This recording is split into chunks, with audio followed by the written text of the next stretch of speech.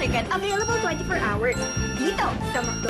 Sorry, your line has been temporarily disconnected. Naungusan na rin ni Senadora Grace Poe si Vice President Jojo Marbinay sa pinakahuling survey naman ng social weather stations. Muling ginit ni retired Major General Jovito Palparan na ilipat siya sa AFP Detention Cell mula sa Bulacan Provincial Jail. Tanggapan ng National Irrigation Administration sa Region 11, nangangailangan ng sapat na pondo para sa rehabilitasyon ng mga luma at sirang mga irrigation system. Sa ibang balita, kabilang na ang Pilipinas sa mga It's now official. DILG Secretary Mar Rojas is the administration stand.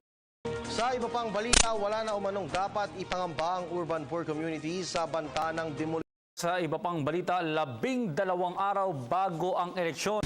National Revenue or BIR collected 74.52 billion pesos in tax revenue. Meanwhile, Malacanang assured that justice will be served on the slain Filipino transgender. Gave this assurance despite criticisms.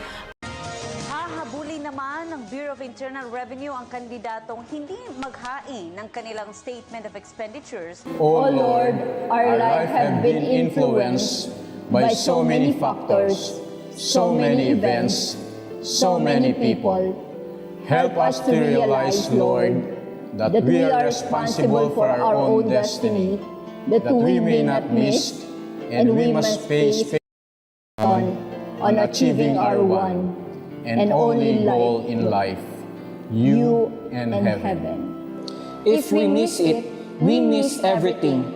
All our life, we allowed others to influence us. In all of this, we were not totally free. We want now to declare our independence. We want to exercise our right to choose you, but we need your grace to do it. We need your mercy for it. Oh Lord, you did it.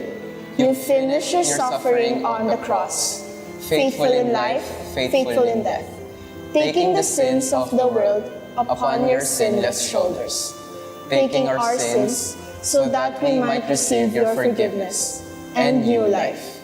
All praise to you, O Lord God, for finishing the work of salvation, for saving us.